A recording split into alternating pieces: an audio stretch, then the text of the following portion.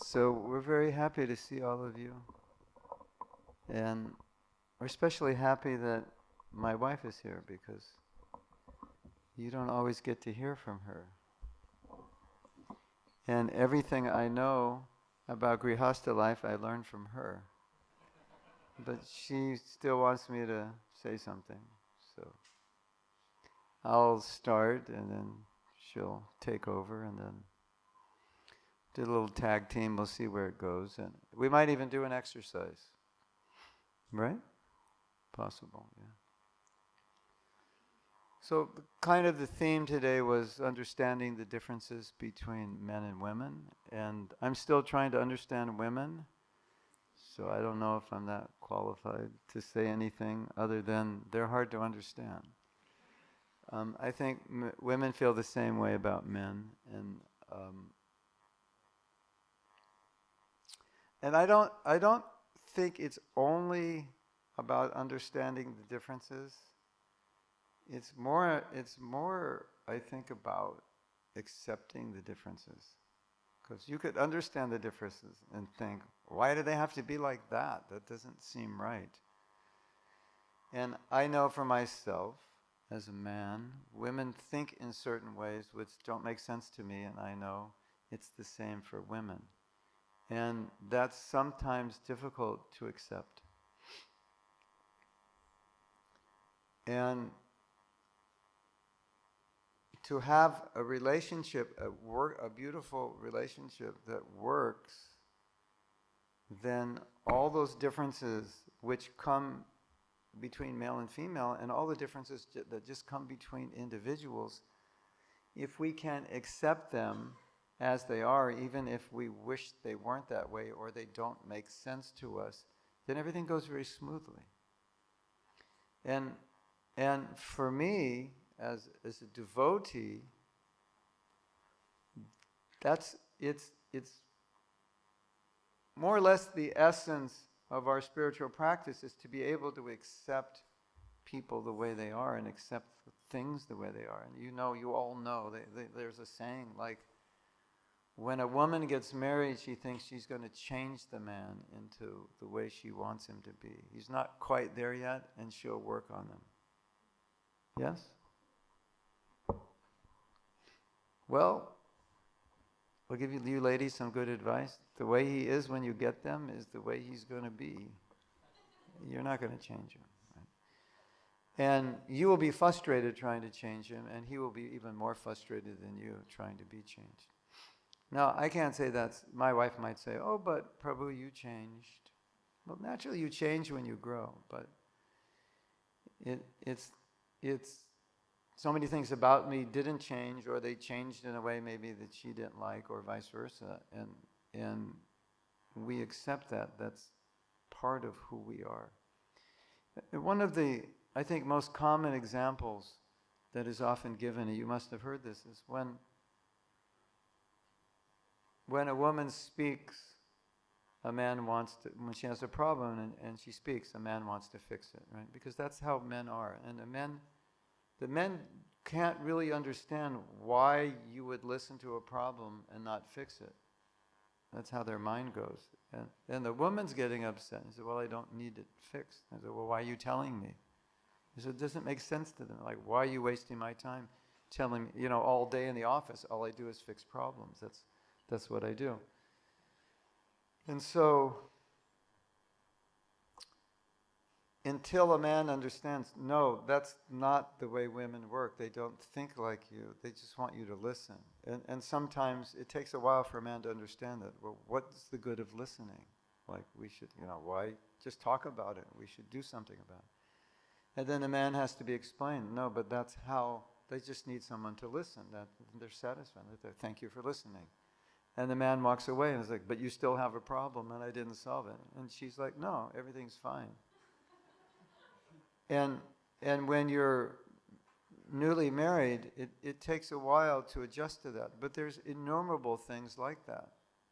And as you go through it, and if you're intelligent and you're smart, you start to see, oh, that's the way a woman does it. Oh, that's the way a man does it. And then the acceptance comes. That big that big acceptance. This is how he is. This is how she is. So I think acceptance is also part of respect, and respect is like the essential framework for any relationship. Right? It's like if I can't accept you the way you are, it's like a sign of disrespect, isn't it? Like something is wrong with you. You don't fit in the mold I need you to fit in.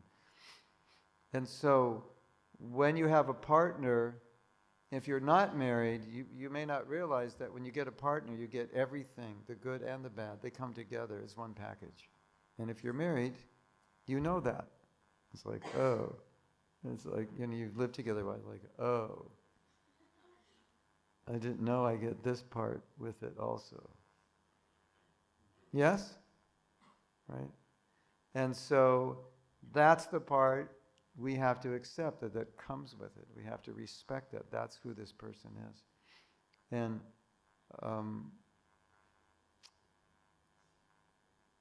I think I think the Grihastha ashram, it's such a great place to grow because you're confronted with all these things that can really bother you. And it's like, okay, I'm supposed to be a devotee, I'm supposed to be tolerant, I'm supposed to be patient, I'm supposed to be kind, I'm supposed to be compassionate, I'm supposed to be empathetic, understanding, etc. And here's my chance. And this is such a difficult place to do it because I'm so familiar with this person. I can do it with everybody, but this one person. This is the person that is most difficult to do with. It's the biggest challenge, and therefore it provides the greatest opportunity to grow, doesn't it? Well, if you're not married, you would know this, but you could kind of figure it out. So there's this saying, private victory precedes public victory. Have you heard that? I think that was Bhakti Stephen Covey, not the poet, but the writer, Stephen Covey. He said, private victory precedes public victory. Like what you do at home, you master it at home, and then you take it out in the world. And so we talk about respect, we talk about humility, we talk about empathy. This is such a good place to do it because sometimes it's so hard to do it in a relationship like this. And if we can do it here, I think we can do it anywhere. And if we can't do it here, how can we really talk about it, as we share with the public? So that respect, if that's the groundwork, that respect allows us to accept those things which make absolutely no sense to us from the male perspective or from the female perspective. And I don't know from the female perspective everything that doesn't make sense to her, but I know sometimes when I'm with my friends and we're joking around, she would say something like, how can you treat him like that? Like from her perspective, that's like so nasty. And I go, no, that's just like this. He likes it. It's not a problem. But you're like punching him in the arm and telling him he's an idiot, and it's like, you can't do that. I go, yeah, that's what we do. So it's like for a woman, it's like you would never do that to a friend, but for a guy, it's like, you see hey, look who we came out, look, the cat brought home today, you joke like that, and they're like, yeah, they don't get offended. It's a male thing, right? So this is just kind of an introduction to kind of where we want to go with this, and I want to turn it over to Jahnava and see what she has to say. How much time do we have? Because I want to make sure I don't speak too long and leave ample time for questions. Okay. That's before questions or finish? Okay. Oh. Okay. That's 22 minutes. Okay. So you'll let me know when it's time to shift to the next portion. Okay, great. So I'm just curious to know, raise your hand if you are married. Okay, so like a quarter of the room. And the rest aren't. Okay, so for those of you who aren't married, raise your hand, don't be shy, if you think marriage is going to be like Disney or Bollywood. Okay, only I saw one hand, but there's probably a few more. Because that's generally what people think. You know, they watch the movies, and that's just what and that's how they depict it in the movies. And even, you know, in Radha and Krishna's pastimes, the gopis and Radha and Krishna, all the leelas, the transcendental leelas of of the spiritual world, also like that. So everywhere we turn, we think that that's what, you know, householder life is going to be like. And, you know, there's a small portion of it that potentially can be like that if we can follow the principles of accept, connect, and respect. So like Mahatma Prabhu is saying, accepting someone for who they are, not trying to change them, and not wishing they were something different, and not focusing on what they aren't and what they don't have, rather than what they are and what they do have. So that's accept, right? And then connect is making sure that we're always staying updated and in tune with how our partner is feeling and what they're going through and what their needs are, and making sure that we can express our needs too, but in a way that shows respect. So when we can really make sure that expect and connect and respect are all there, then there is going to be that really satisfying part of marriage. And that's why people get married. In this cold world of impersonalism and not being able to trust people and never know who has our back, and, you know, loneliness is like such an epidemic. You know, that is the longing, you could say, of the soul, where we really want to have that person who is, now the terms are my person, right? My soulmate. And, you know, to some degree, we can have that, but it lies so much in our lap as being responsible for making sure that we're behaving in a way that we are inviting that kind of respect, connect, and expect. At the same time, we want to be realistic and know that, you know, the movies, it's not like that, and marriage takes a lot of hard work. So we have to be willing to put in that hard work. And can I say something? Yeah. This is really interesting. You know what love is in the material sense? When you fall in love, you know what happens? Does anybody know? It's hormones. Did you know that? It's like, they've found out that when people fall in love, they're more spaced out at work than someone who's smoking marijuana. Have you seen that?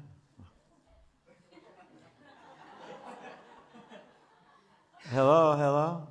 What? Yeah. And they're always talking, and yeah. So it's a hormonal thing. You know, when you connect with someone, it's like, we have the same chemistry. And it's like, wow, I never felt so good in my life with this person, right? And so what do you think? You think this is like, that's the person, that's the soulmate, and it's going to be like this forever, right? And Jahnava is saying you have to work on it, because when the hormones stop secreting whatever they're secreting and reality hits, if you want to keep it that high, you have to work on it. And there are the things you have to do to keep it like that. And a lot of people think, no, it's just going to be that way, and if it's not that way, then I guess we should just forget it, you know.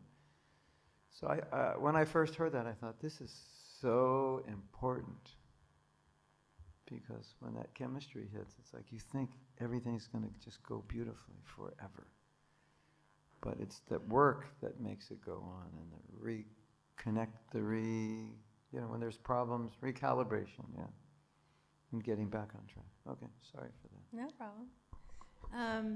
So let me rewind or dial back a little bit. I'm going to jump around to this idea of the genders and the natures, and because I was just reflecting on that a little bit earlier today, that I don't think that men are difficult to understand.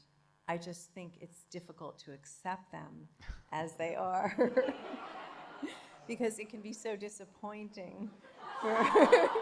Well, I have to say why she said we're not difficult to understand, because there's only two things men want: is food and sex, and that's it. So they're easy to understand. I wasn't going to say that, but but let me give you some sort of analogies. So a man's brain has these boxes in it, right? And each box, has different aspects of their lives. And each box is very careful not to touch the other box. So they're all placed in there very neatly and organized, and none of them get connected or cross-wired in any way. They're just, one box, another. And then one of the boxes is empty. And that's their favorite box, where they can just, sit and do nothing, or sit and not communicate or talk, or, just be really themselves and alone.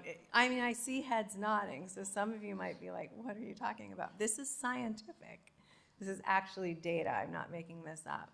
Now, a woman's brain is really different. So picture a house, a bigger house than most people have in London, that has what we call in America an open floor plan. Do you know what an open floor plan is? So the house is big enough that, you've got your living room, or you call it a sitting room, and your dining room, and your kitchen, and whatever. And it's just so big that you can actually create many spaces and rooms in one space, and they're all connected, right? There's no walls, there's no boxes, there's no demarcations. Things just flow and connect, and she's always moving and flowing and connecting. She wants, her husband to do that too, but he's, in his little boxes. So that's part of the sort of biological challenge here, is to know that, women want to talk about everything. Women want to express themselves about everything. And men want to sort of just figure it out alone in their box and not talk about it, and the less, the better. Now, these are generalizations, right? So, of course, there are always exceptions to every rule. So I might be exaggerating a little bit, but data does show that generally speaking, that's how it is. Now, this is really interesting. You want to do a skit? No, I want to tell something. Plus, we don't have any skit planned. We could make one up. That's okay. I'm sitting in my box and you try to talk to me. You go, what's wrong? Nothing. You want to talk about it? No. You sure you don't want to talk about it? No. Because the woman has to talk about it, and so she can't figure out why the man doesn't want to talk about it. Yeah, right? You didn't even need me for the skit. You did the whole thing yourself. That was amazing. Your own skit. But I have some really interesting data that I want to share with you,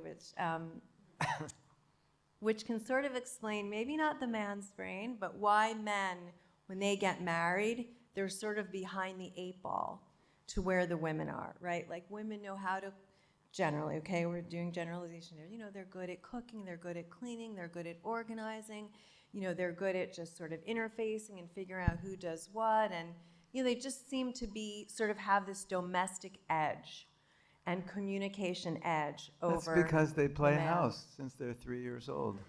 Right. So here's the data that this is studies in America, but I would imagine it's pretty similar for the UK, is that from the ages of 0 till 7,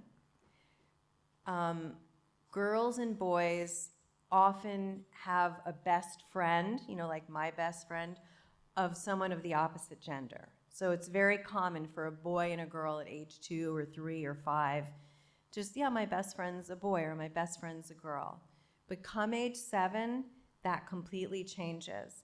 And best friends are only of the same gender, and that stays that way till puberty or after puberty. And so what's happening, if you look on a playground, right, and you see girls playing and boys playing, here's what it looks like. The girls are playing group games. They're interacting, they're making sure that everybody's getting fed or getting their needs met or getting sleep or whatever the kind of game is. And the girls are really conscious and careful to make sure that everyone's okay, their feelings aren't hurt, everyone feels included. When you look at boys on the playground, their games are all about winning and achieving and succeeding, and it's all about me. It's not group-oriented, and it's not about what other people care and need. It's just about me and winning. So you have these boys and girls playing together, and the girls have a kind of emotional intelligence and social influence over the boys when they play together, and they sort of educate and teach the boys in this very natural, organic way about interacting and communicating and emotional intelligence. But that ends at age 7, pretty much. And then, fast forward, they want to get married, and the boys are so behind the 8 ball because they stopped learning all of those social skills from the girls. So they have a lot of catching up to do. And that's one reason that you'll find this imbalance or inequality when it's time to get together and start your family, just the two of you, and then expand and grow. The guys just don't know that much because they've been sort of deprived of all that education. And the women just have it in them. So there's a lot of catching up to do. So I thought that was really interesting and explains a lot.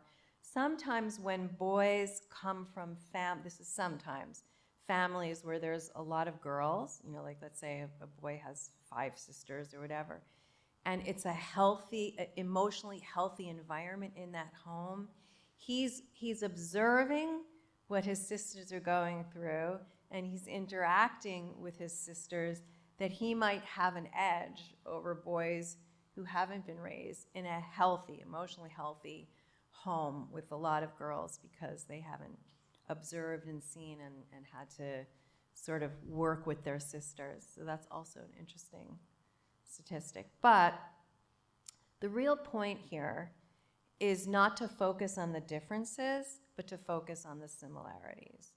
And the real core of the need of every human being is to give love and to be loved. And that really is the essence and the core of every relationship.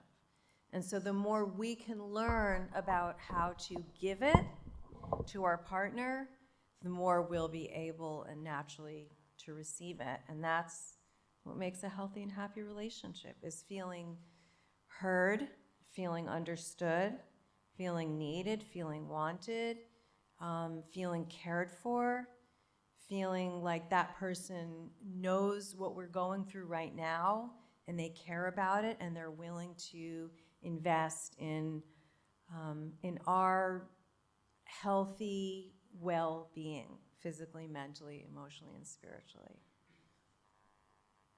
What blocks that from happening? Are there some people that, like, they get married and they're not actually able to do that? They're not evolved enough? Or You know the answer to that. You can answer your own question. I'm asking you. Yeah, absolutely. I mean, everybody comes into a relationship with what we call, their baggage, right? And with their good their strengths and their weaknesses. So it really depends on what your strengths are and what your weaknesses are. And some people come with a big deficiency. They have had bad modeling by their own parents. Maybe they come from just very dysfunctional backgrounds. And so, they just don't know. They don't how to do that.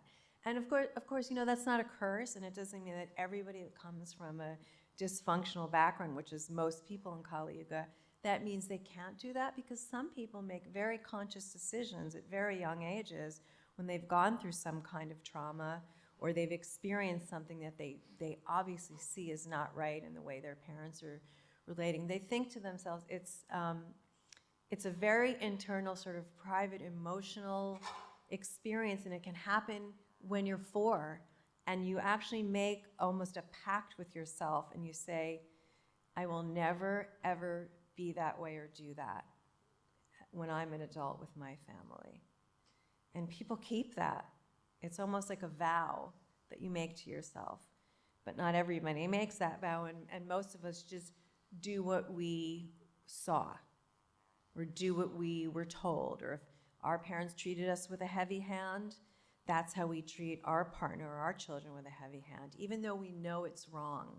So a lot of it is unlearning what we've subconsciously learned just by being in a family.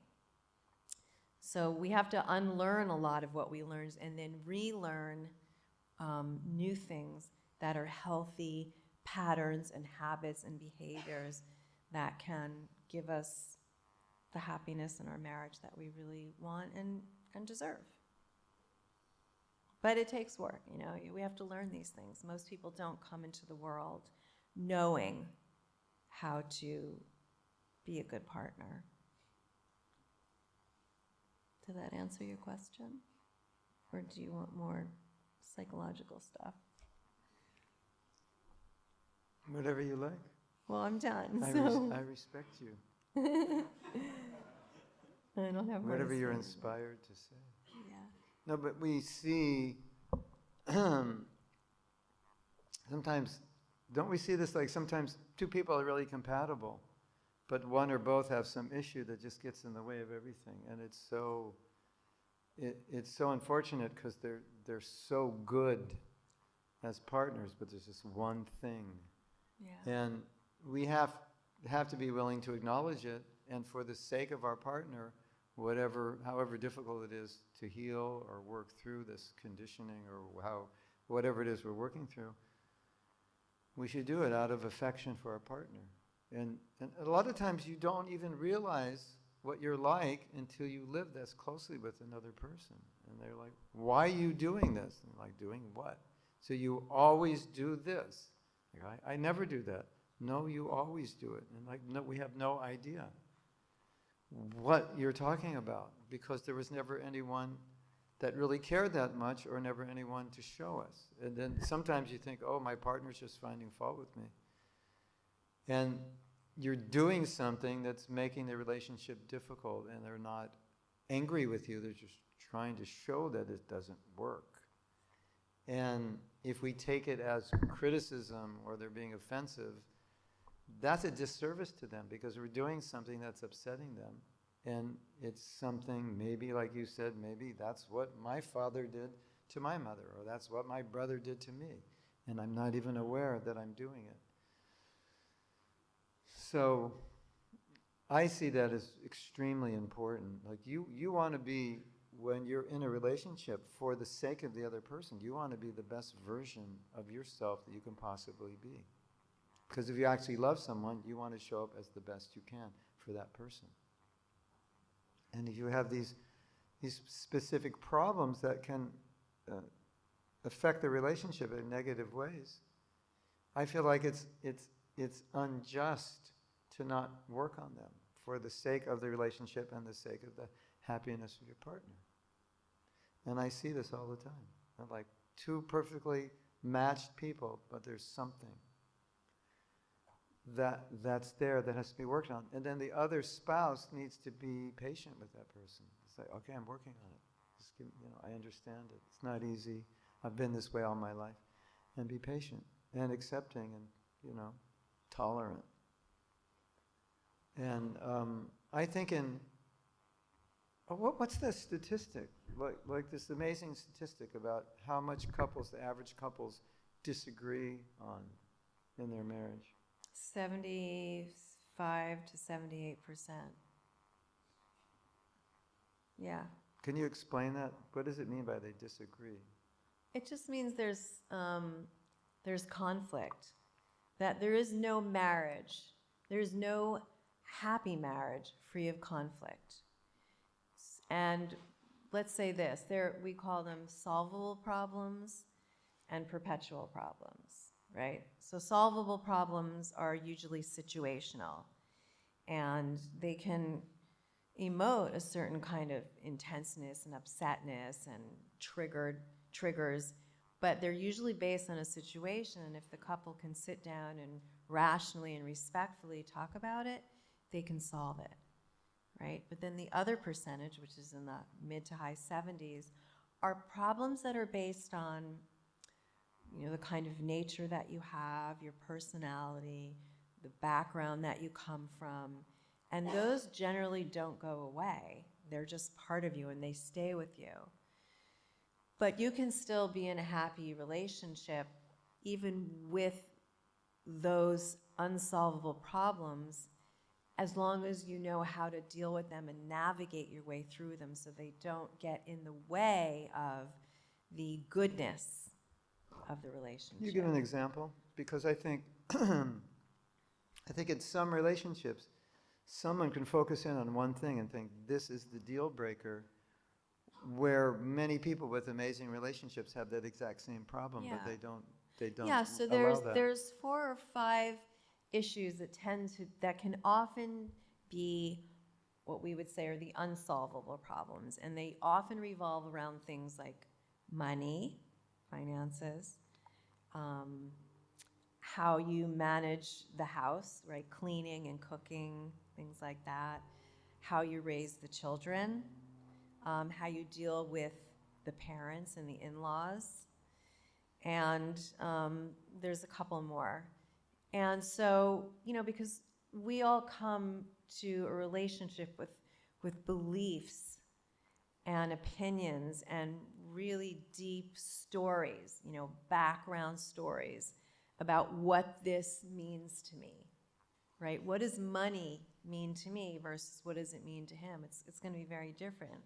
So when it's time to either spend or save or buy, we could really get into big arguments about that, because let's say I came from a very poor background where my parents were just, working so hard to make ends meet, and, we had jars on the kitchen counter where every coin would go in there, so at the end of the month we'd have enough to pay the electricity and pay the rent, and maybe sometimes there was no food, so we ate, bread and butter for dinner, or, something like that. So to me, every penny, or every whatever you call it, pence, I don't know, what do you call it? Yeah, every pence counts, and I'm going to be so conscious of not buying new things until the old ones are really worn out, and about making sure that the light switch is turned off and on, and I'm going to save so that one day maybe the big dream of my life has been to own my own home, right? And then maybe he comes from like this much more financially stable background where money wasn't a problem, just kind of came in and out. He never thought that there was no awareness of the finances, right? All the needs were met, and all the education was paid for, and anytime he needed something new. So for him, it's just like, what's the big deal? I'm just getting a new pair of shoes, or we're going to go on this holiday, and it's like, ugh. So we could just be at loggerheads discussing until we understand and feel the other person's pain, right? So if that was my story, what I told you, which it's not, but It's the other way around. No, it's not. It's so not. But nobody was poor. It's not. It's not. So let's say, that was my story, and it annoyed him that I was just so, maybe he called me stingy, or what are some other words of somebody who's not cheap. Yeah, like a Scrooge. And every time I didn't want to spend, and so every time he called me cheap or stingy or Scrooge, how do you think that made me feel? That was like a sword, or an arrow in my heart. And it just made me feel so misunderstood and unappreciated and unloved. And then it made me really resentful towards him. And then when I see him, I'd say to him, you're such a spender. You're such a waster. You're such a, insult for somebody who just spends money. That would make him feel hurt too. And so we have this whole narrative going on, this whole drama, this whole story where it's just like taking money out of that emotional bank account. Withdrawal, withdrawal, withdrawal, withdrawal. And then all of a sudden, that emotional bank account between the two of us is completely depleted and empty. And then we don't even want to be together very much because we don't know how that conversation, or every time we try and sit down to sort finances out, it turns into this big blow up, and he walks out and I walk out, and I call my mother and he calls, and it just turns into a big drama. So that's an example of how it goes. But so your point is that difference will always be there, but by understanding the backstory of why the person's like that, it doesn't have to be. So instead of calling me Scrooge, or instead of calling me, whatever, what if he said to me, what's the story behind that? Or, what makes you feel that way? How come you feel so strongly about that? Tell me more about why you feel that way. Like he gets curious and inquisitive about why I am the way I am, as opposed to critical and judgmental. So then I get to tell him my story, and by the end he's crying. Oh my God, you ate bread for dinner sometimes, and the electricity went out, and it was cold. You didn't feel like, he's going to think so differently by the time it's over. And then let's say I get curious and inquisitive versus judgmental and critical about him. And then he tells me his story, and maybe he hadn't really thought about it before. Maybe he starts thinking, wow, now that I think about it, I never really had to worry about money. My parents never really even taught me the value of it. It was just always there. I just always had it. This holiday and that holiday. And gosh, it makes me feel like I should probably be more financially alert and responsible and conscious. And, so then the tables, the tides really turn, and we can each really enter each other's worldview of finances. And by the end of that conversation, I can guarantee you, he's going to say, I am definitely going to be way more conscious of buying new shoes. And yeah, we should save. And that is a beautiful dream, to own a home someday. I get that now. And then I'm going to be more understanding and tolerant and patient that, yeah, he doesn't know that life. He doesn't know that world. He's never had it. And so I shouldn't make him feel bad or guilty that he's never had to struggle, even though I have. So what happens is you meet somewhere in the middle, and you become much more understanding and compassionate and kind towards the other person, and then you don't have to fight about it anymore the way you did. It doesn't mean it's going to be solved, right? Because we already said these are unsolvable problems. But it's going to be a thorn in your side versus a machete in your side. And there's a big difference, because you can tolerate a thorn, but a machete, that oozes blood and makes you die. So it's kind of like that. Good. Thank you. That was good, wasn't it? It's really important. Yeah, it's time for questions. We're past time for questions. Okay, Hare Krishna. So we do have the anonymous Mentimeter questions, but also if there are questions in the room, I would really encourage anyone who has a question to just put their hand up, and I'll try and cover as many questions as I can. What we've done is we've sort of grouped them by theme. So we'll try this out. So the first sort of theme is sort of just around understanding each other. It's kind of relevant to what we were just talking about. So, and some of the questions are similar to each other, so I may have like condensed them into one question. So please don't feel sad if it's not the exact phrasing. I'll just try and get the essence of the question. Okay, so the first question I wanted to ask is kind of a follow-on from what you were just talking about, the example you gave of where there's two kind of conflicting ways of being or like values.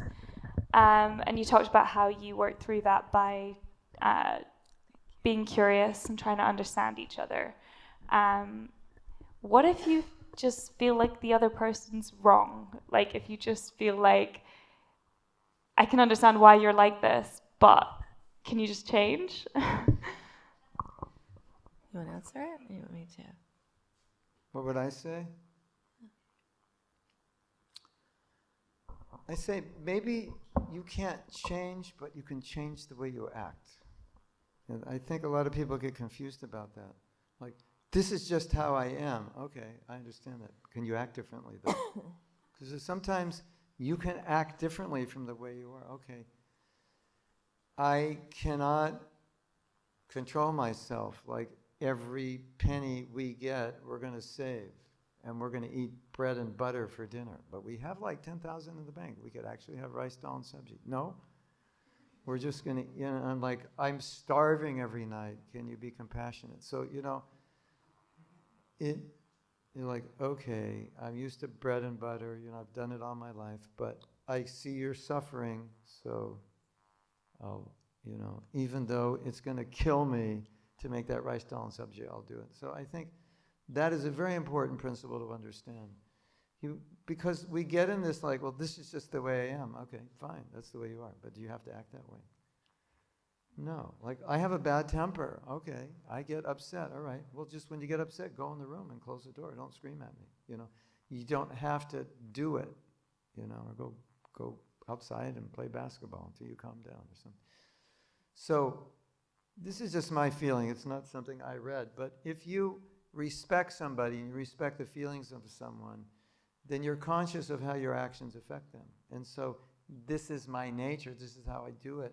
And my wife or husband says, but when you do that, it's really disappointing or upsetting or whatever it is.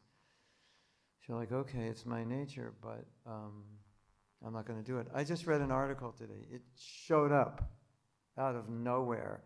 And the article was 7 reasons why surfing will destroy your life. And I used to surf. I'm like, okay.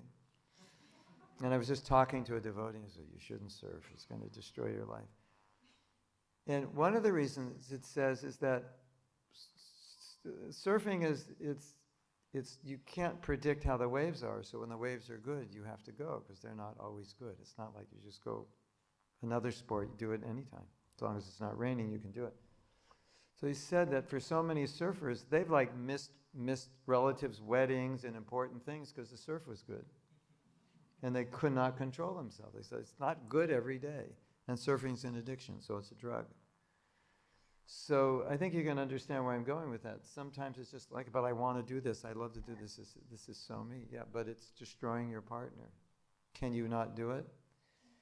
You can, even though you're not going to change. You'll always want to do it. But in that circumstance, you can just say, no, I won't do it today. Is that okay? Can I answer that? No one's wrong and no one's right in a marriage. One of my mentors, very famous, prolific, therapist, researcher, psychologist, God practically in the field of marriage, Dr. John Gottman, he says there's no God camera. And there is no one who's right and no one who's wrong. But the caveat is if there's abuse. And I just want to really make that clear. Like I know you didn't mean it this way, but you have a bad temper, just go in the room and yell. I say there's 0 tolerance for any kind of physical or verbal abuse in a relationship. And if you're in one, you need to seek professional help immediately. So I do want to just make that point, that it's not good enough to say, oh, you have a temper, well, don't yell at me, just go in the room and close the door and start screaming at the bed. That's not Okay, just go not out and play acceptable. basketball. Is that okay? What? Go out and play basketball. Just don't scream at the person. No, just don't scream. That needs addressing. Well, Like you said earlier, well, that's the other when issue. somebody has an issue and they Yeah, you come have into to the work on it, relationship, yeah. you need professional help. But, yeah, so no one's wrong and no one's right. And that's really one of the, sort of $1 million questions is like, that's just so frustrating because you think your way is better and I think my way is better. And that's where something called accepting influence comes into the picture. And that's actually a principle of 7 principles for making marriage work, which is being able to sit down in a rational, calm space with your partner and listening to them without judgment and criticism, with respect, and listening to why they think their idea might be just as good or even possibly better than yours. So, for example, just a random one, why we should go on our holiday to Alaska, right? I think we should go to Alaska, and you think we should go to the Bahamas, right? Seems like an easy choice. But, out of respect, it's important that you listen to me, and maybe I have some really good reasons, like we should go to Alaska because soon the oil wells and the drilling is going to happen and there won't be in Alaska. And the bears that I've been studying in college for all these years, they're going extinct and I've never seen one. And we have friends and relatives that have been inviting us for years, whatever. And so at least hear my side and be willing to accept influence, right? And I will say, statistically speaking, men have a much harder time accepting influence than women. Men tend to just want to, hand down the decision. This is where we're going, and this is what we're doing, and this is why. End of story. And women, statistically speaking, will just sort of bottle it up and just say okay, but they're not actually okay with it. And what happens is there's this sort of volcanic eruption, or not eruption yet, but there is a little volcano that's starting to grow inside of that woman, and it's just going to continue to seethe and seethe and seethe. The more this happens and the more this happens, because she may not feel like it's safe to tell her partner, like, no, I don't like that, and I really want to tell you what I think. It may not be safe because she feels like he's just going to cut her down, criticism, judgment, contempt, verbal disrespect. That's one big reason. Or she's tried it in the past, and every time she's tried it, those kinds of behaviors have come, so she's like, whatever, as they say, choose your battles. But that is not the sign or the symptom of what we would say is a long-lasting, sustainable marriage. It's going to come back and bite you. It's going to come back and bite the person who is not willing to accept influence, because a human being can only take that kind of sort of behavior and relationship for so long, and then the volcano one day is going to explode, and that other person is going to be like, what did I do? So being willing to sit down and talk and give and take and receive and just listen is so, so important. You can agree to disagree. At the end of the day or at the end of that conversation, I still believe in Alaska and he still believes in the Bahamas. But at least we have both heard each other with kindness and compassion and respect. And, it hasn't put us on the opposite sides of the boxing ring. We're still in the middle. We've agreed to take off our gloves. And then there are strategies that you would continue employing so that finally you could make a decision and both of you were happy with it. I have a question. Are you saying that if I can convince you to do something that I want to do, but I see you don't really want to do it, it would be foolish of me to force you, because it's not gonna be good for the relationship, and there'll be some backlash later on. Like, I should be sensitive. If you say, okay, that's fine, but then I should sense if it's really fine, because if it isn't, I should. Yeah. That's one part But what of it. about with the woman towards the man? If the man's not fine with I'm it? talking about both. It's the a same. two-way street here. Yeah. Okay. I'm just saying, statistically speaking, men have a harder time accepting influence. Women have an easier time just giving in. But it's not that. They want to do it. Yeah, exactly. Okay. Yeah. That's a note for the men to notice. It's hard. It's a little bit goes against the grain of a masculine sort of, a manly nature to just, all right, yeah, tell me, what do you think about this? What do you have to say? Yeah, I'm willing. So in my counseling work, I have this game that I give my clients to play, and I'm going to explain it real quickly. So the premise is that they've been on a ship. They've been on a ship on a cruise in, like, I think it actually is the Bahamas or something, some, tropical islands, and they're on a shipwreck. And, like, everybody on the ship has died except them. And there's there's a whole list of items. So they've hit an island. They don't know anything about the island. They don't know what's it like, how long they're going to be there, nothing. But they know they need to get off the ship, and they have to get on the island, just figure out how to survive. So there's a list of maybe like 30 items, and they're only allowed to bring 10. So each partner goes through the list, and they make their own 10 in order of importance. Then they have their list, and they compare them. And they're sometimes the same, but rarely are they completely the same.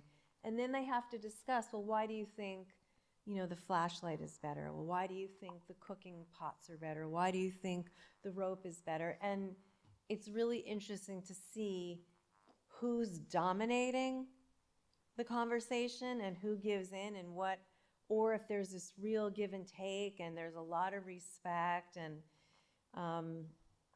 then they have to finally agree on the 10 items, and then, theoretically go on the island and survive. And then we evaluate how the exercise went, and each person gets to talk about how they felt in the decision-making process. And it's very revealing to see, like, how you are in your relationship, how willing you are to accept influence, and sort of listen with respect on what the other person believes and thinks and why. And of course, this is just made up, but you can imagine if it was a true story, how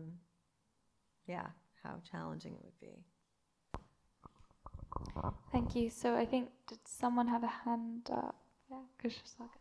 Thank you very much for your time, and also thank you for all the writing that you post and the packs that you've made on this topic have been very, very useful to research. So thank you both very much. And my question is on, like, any unique principles within our theology that kind of like put us in an advantage, so to speak, in the realm of relationships versus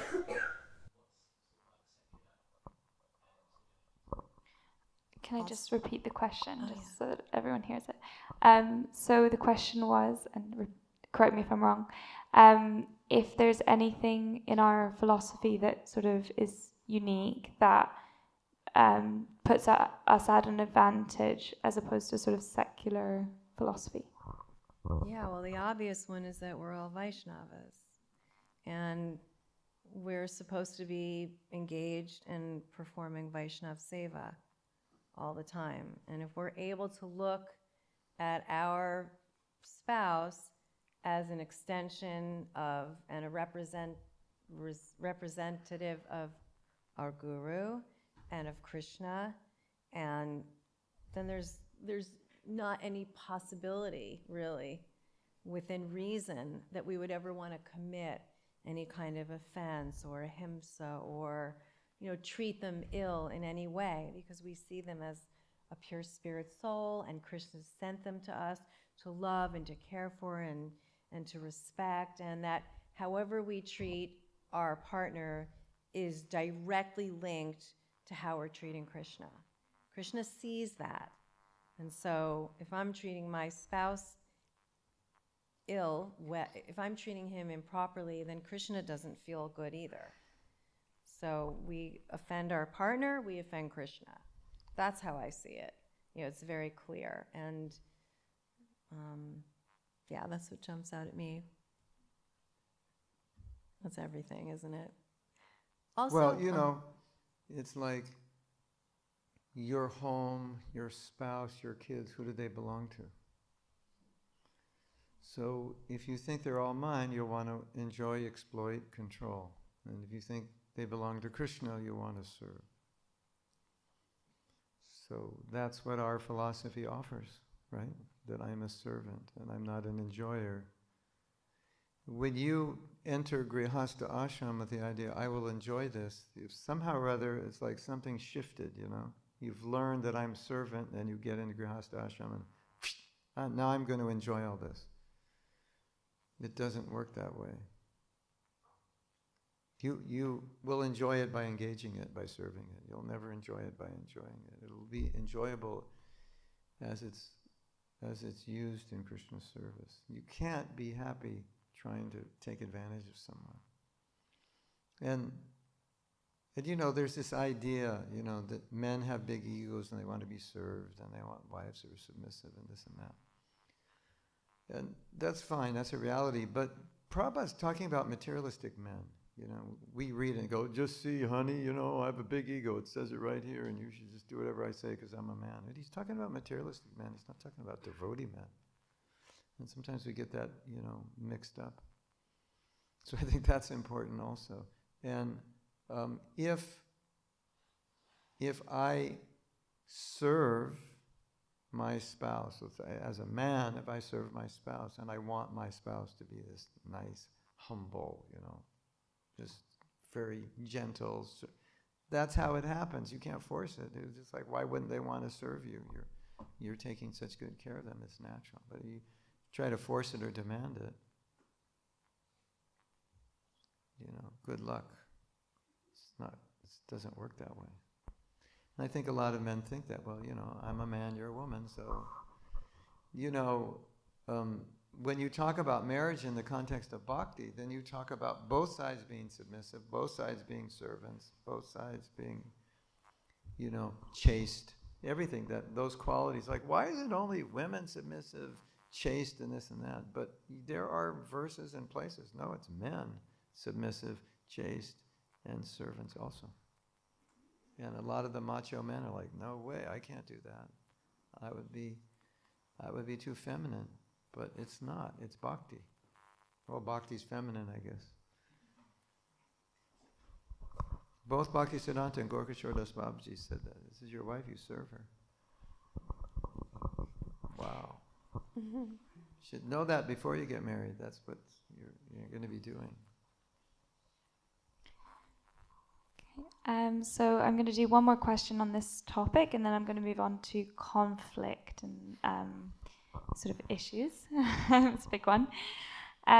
So earlier on in your talk, you mentioned, people come from different backgrounds.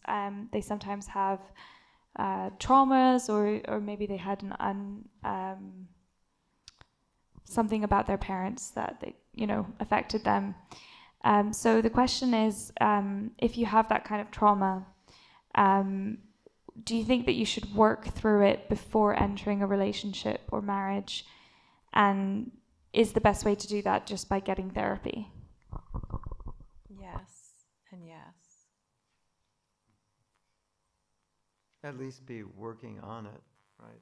At bottom level, at least be working on it. If possible, before. And if you can't complete it, keep working on it. But ideally, the more of a healthy person you are before you get married, that's what you're going to bring to the marriage. Whatever unleft business you have you're also going to bring that to the marriage. So if there's no immediate urgent rush, which generally there isn't, we just think there is, right? We have some timeline in our heads that somebody else has given us or we've created for ourselves due to social pressure, that we think, I have to get married by this age, or I have to get married by this date, or da-da-da-da-da. But really, you're not ready. Just hit the pause button and just dive deep and get a lot of emotional, psychological support and do the work that you need to do so that when you come to the relationship, it's like, yeah, I'm the best version of myself, and I'm bringing that to this relationship. And that means that person's going to bring their best version of their selves, and we're going to have a much higher percentage chance that we're going to make this work. And yeah, I just think that's Regarding therapy, whatever, it may not be necessary always, but whatever you need to do. Some people often say, well, won't chanting be enough? And I just say, is it? That, do you answer your own question? If you're asking that question, I guess the answer is no, because you wouldn't have the problem anymore. Can you stand up here and show your t-shirt?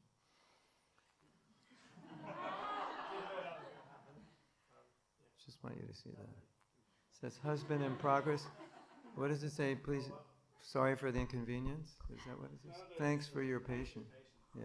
I'll just read it for anyone who can't see. It says, husband in progress, thank you for your patience.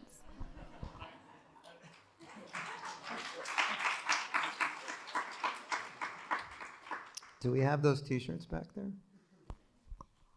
A limited supply, man. Your wives would be really happy if you buy that t-shirt. And you'll get their patience. Okay, so we can move on to the sort of conflict. Again, if you have questions that relate to this, either try and get them in on the Mentimeter or pop your hand up, because we'll be moving on, trying to get through as many as possible, so moving through the topics quite quickly.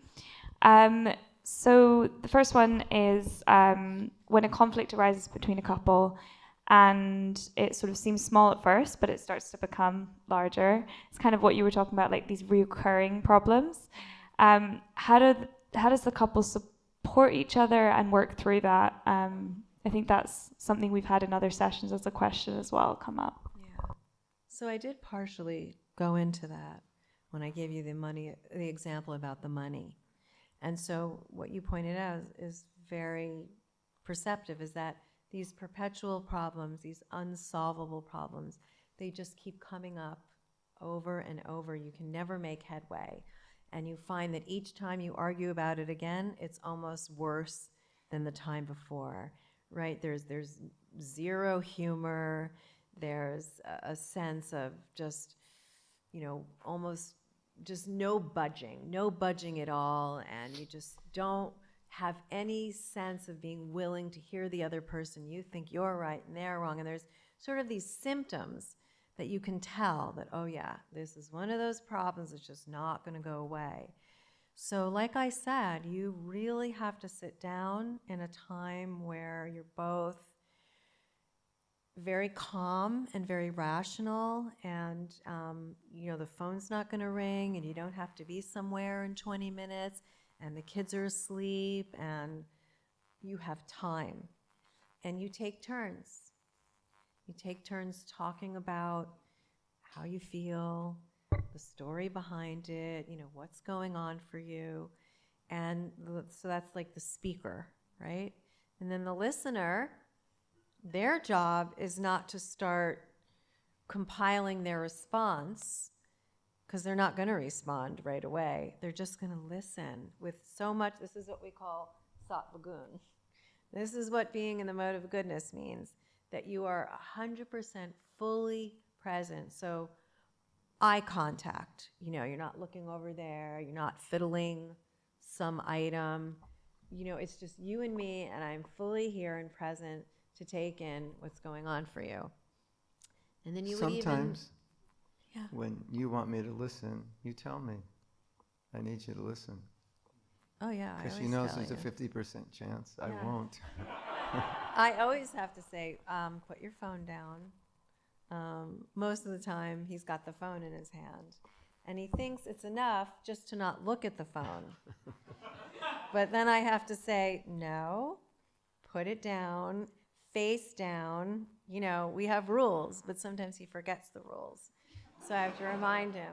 Sometimes So, he asks at the wrong time. It's like 400 emails, you know, like trying to get through in 10 minutes. you're So defending it has to be the yourself. right time. Yeah, the right I atmosphere. have to say is now a good time, for sure. So it has to be an agreed upon time. You know, you both agree, yeah, Friday at 7 p.m. We're gonna sit down and try and, you know, have a breakthrough.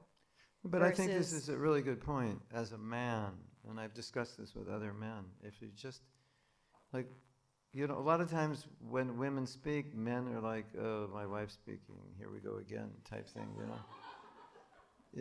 You know, like I don't understand why she's saying these things.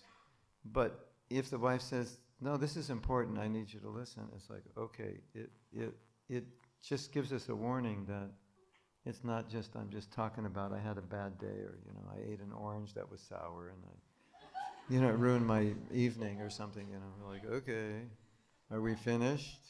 You know, but no, this is important. So that, at least for me, that really helps. It's like, bring me, you know, I need you to listen. You have to- Or she says, I want to tell you something, but I don't need a solution, I just want you to listen. So it's like, okay, now I can do that because I know that's what she wants. So that, I find that really helpful. Yeah, and so we're talking about conflict. And so make a date. You know, set a day, set a time. You both know what you're coming to the table with. Make a cup of tea. You know, just be relaxed.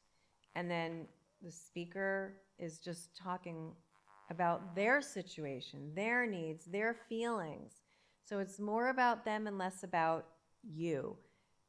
Understand that every time I say the word you, it sets off little like alarms in his nervous system, and it makes him feel a sense of attack and defense. You did this, you did that, you said this, you said that, when you did this, you. So try to avoid you and think more about me and I. You know, I felt this. For me, it felt like this. This is how I saw it.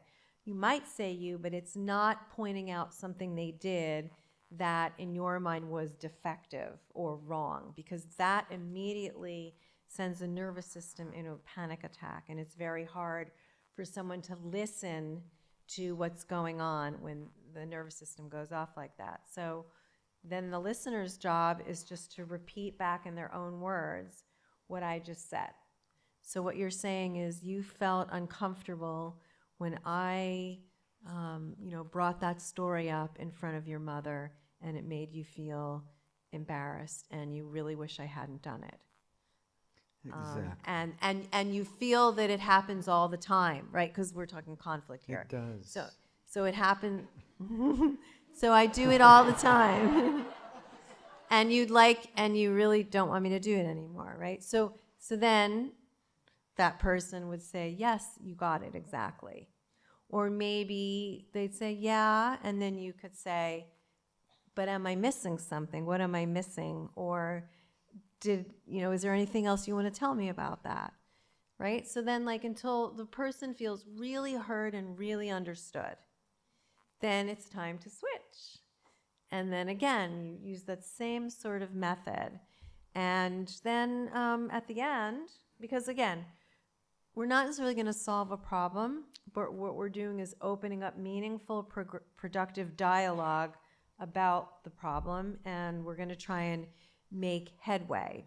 So the way you would end that kind of exchange is on a really positive, happy, loving note, which is to say something appreciative and something about them that you like or you're grateful for.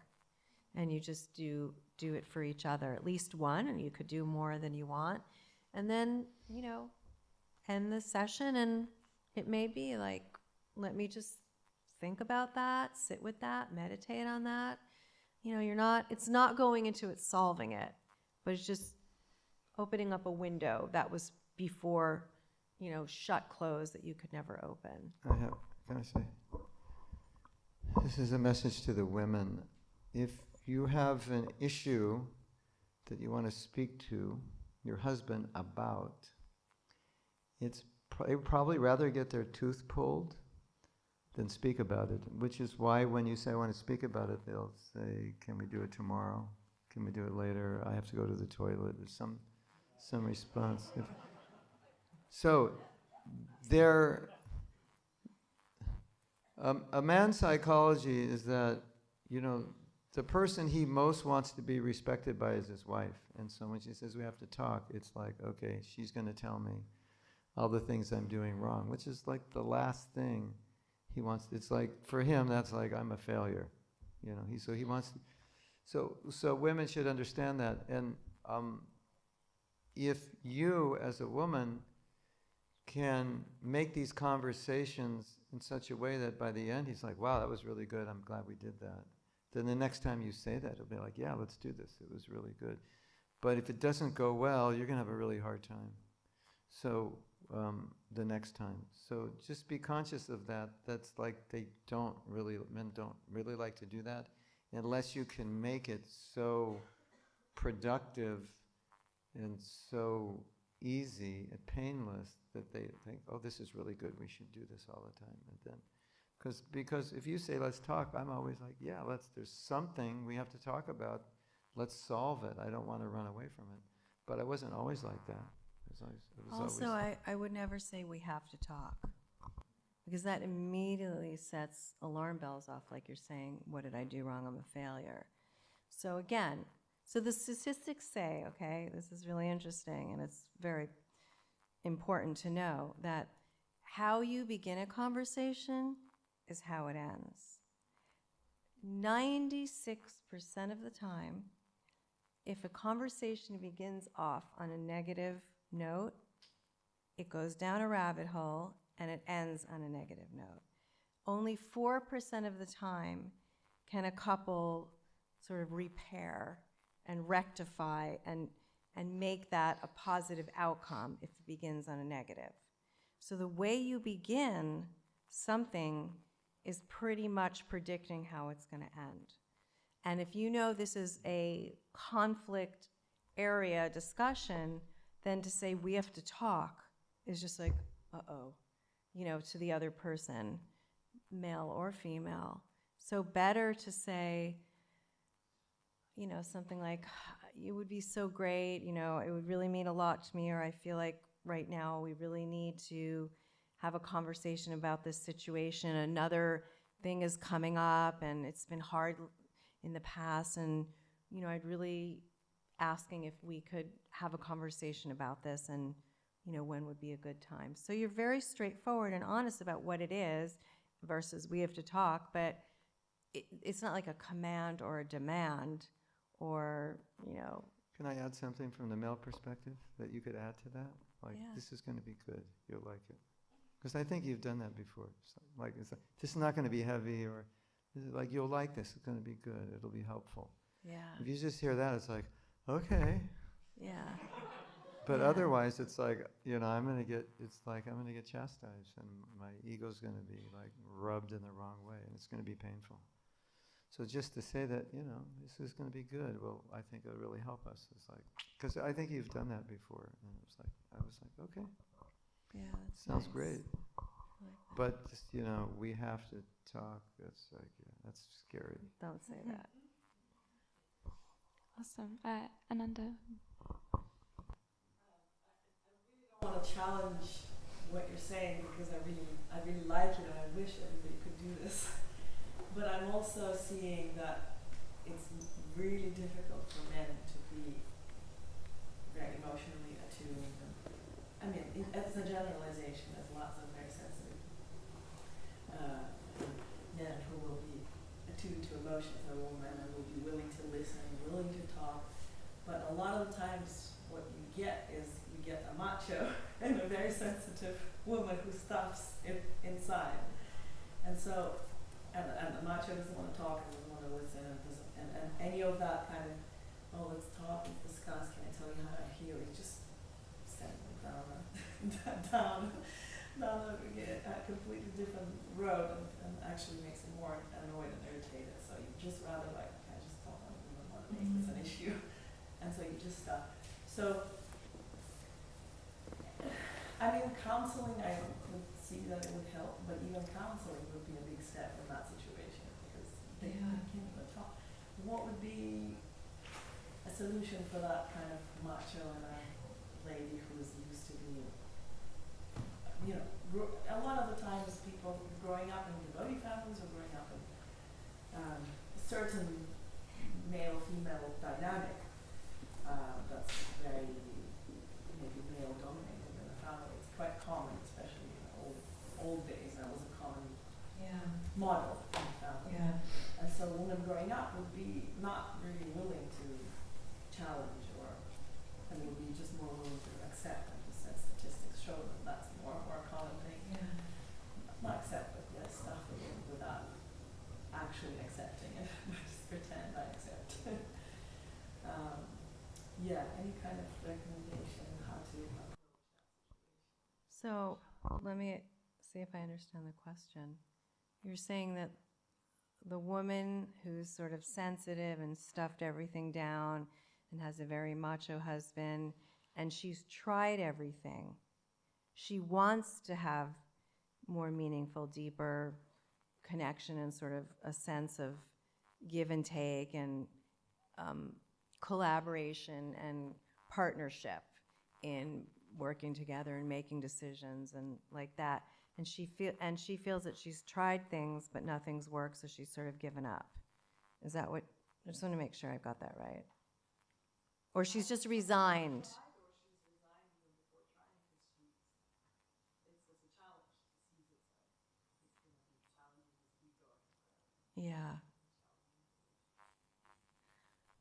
I mean, I think she just has to try. And just do it with so much sincerity and vulnerability and honesty. So the thing is, when a relationship doesn't feel safe and sort of when it's imbalanced, I'm so afraid to say like the word equal because there's something, equality, I know there's something like some taboo about that, but I don't mean it like in some weird women's libby way, but there should be a sense of equality. And when there isn't, it doesn't feel safe, especially when somebody has tried to sort of, bare their soul or, say something and they get cut down. We call it criticized or, there's contempt, very demeaning, critical, sort of, borderline abusive responses. It just doesn't feel safe. So you're afraid to be vulnerable, right? Most people are really afraid to be vulnerable.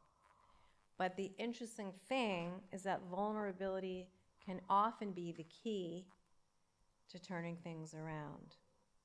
So for instance, let's say I'm feeling really lonely and sad about something, and I really want to tell my husband about it, but I'm like afraid because he might just say something like, "Oh, buck up, you're such a sissy," or something, I don't know, but I do it anyway, but I just approach him when I know it's a good time, and I just say, I just wonder if I could just share with you right now I'm feeling really lonely and really sad about, and it's not about him because you didn't do this and you didn't do that, but just about this or about that.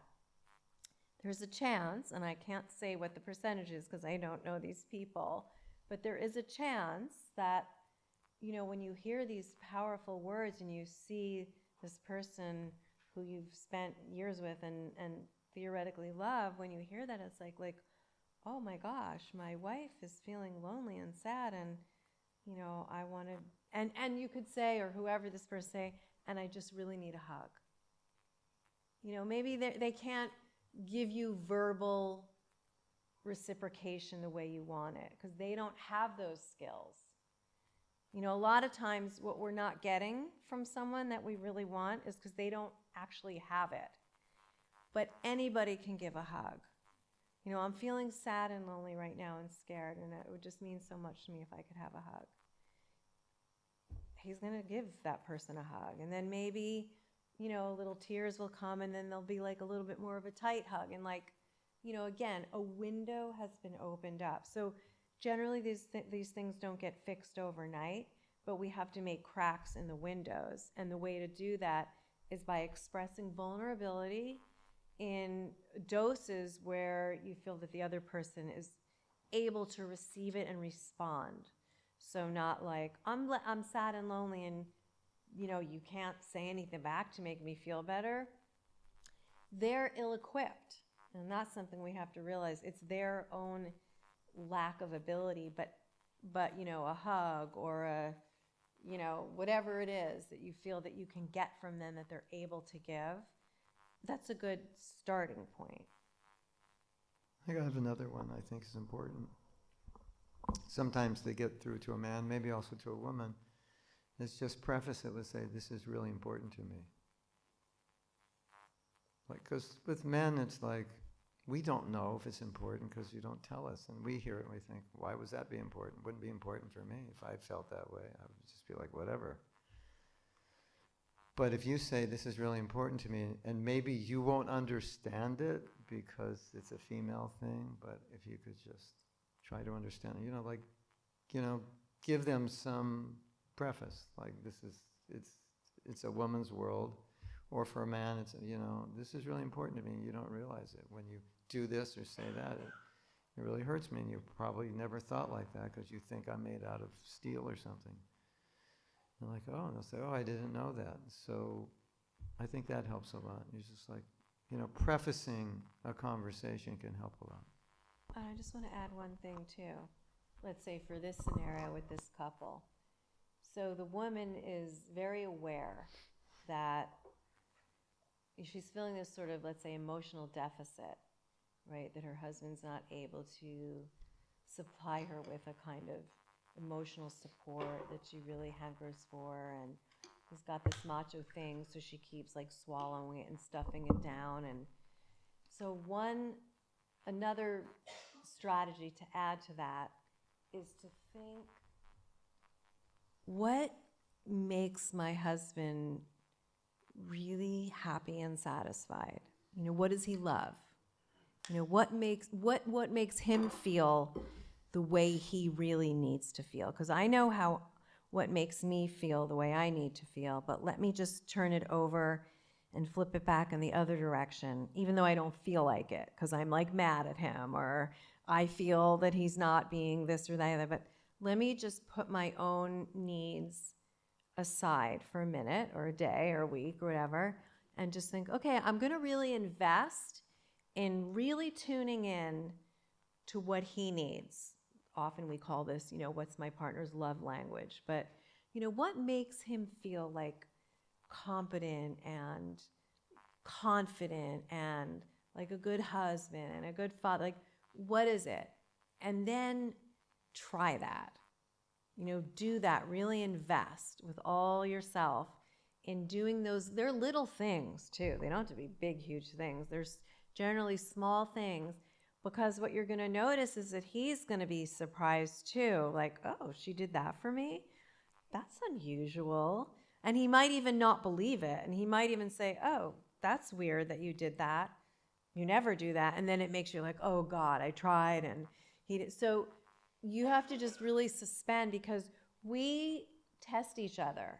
When you feel that there's a real deficit in the relationship and it's been there for a while, and then your husband or your wife does something nice to you, you're not able to receive it, because there's so much negativity that one positive thing is like, whoop-de-doo, big deal.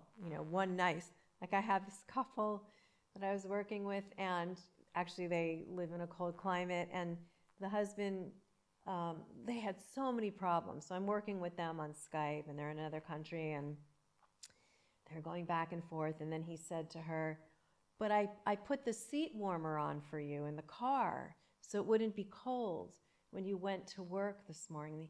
In his mind, he thought that was like such a big, amazing, loving, caring thing to do. And her response was like, oh, big deal, so what? but you didn't do this, and you didn't do that, and you did it. And so the statistics show that one positive thing does not compensate for 5 negative things, right? So we have to do 5 positive things to compensate for 1 negative thing. It's called the 5-to-1 ratio. So if we argue 5 times this week. No, one time. I should do 5 positive. Oh, excuse me. 1 time this week, and then I try and make up for it with 1 apology. If we have not really in a good space in our relationship, it's not going to do. I have to do 5 things. So think of it that way. Like if he doesn't really accept it, it's not enough, because there's such a negative sentiment going on there. So we have to really pour it on thick, honey and maple syrup and all the sweet, syrupy, pour it all on so the pancake is completely covered in sweetness. You can't just put a little bit. It has to be doused, covered in sweet syrup. And then he's going to taste it and be like, that is delicious. We have to talk about math right now. So you have to do 5 things, right? So if you buy 5 roses, that's 1 thing. But if you buy 5 roses and give 1 every day, that's 5 things. Just so you know. And if you buy her a Mercedes-Benz, that's also 1 thing. Maybe she might think it's 5 things, but it's not 5 million things like you think it is. It's like, I bought a Mercedes-Benz, I'm good for the year. I can ignore her for the rest of the year. No, it doesn't work like that. So I think we are sort of short for time now, and I know we really wanted to do a kirtan. So we're going to do a kirtan next, but before we do that, I'm just going to do some quick announcements. That was very smooth. Good job. Okay, so we have a few more events coming up.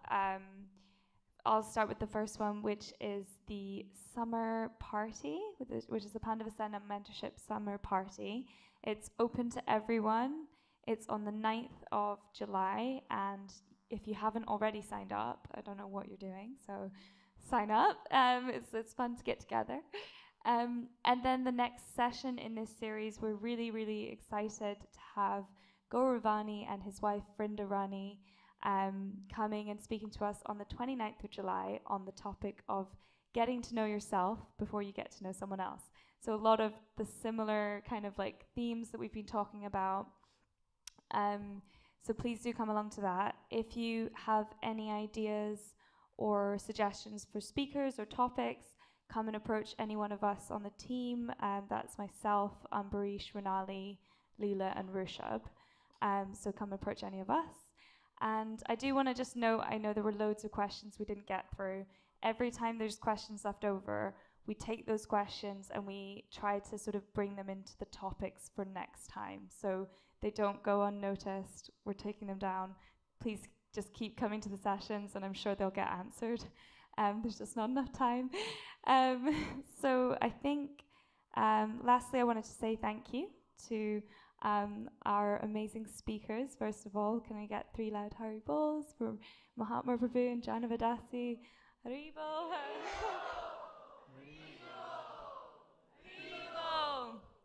And I also wanted to say thank you to all of the various volunteers who have helped us to set up today and also to serve prasadam. There's quite a long list of names, so I won't go through all the names, but you know who you are and we really, really appreciate you. If anyone feels inspired to help us clean up, we're going to try and do kirtan and we want to do as much as possible. So if we can get a really good cleaning crew, we could do kirtan a bit longer. We need to be out by 10:15, like super sharply. So appreciate any help with that. And just move on to kirtan. There'll be a bit quick changeover. Can I make one announcement? We're going to be doing an online marriage workshop in August.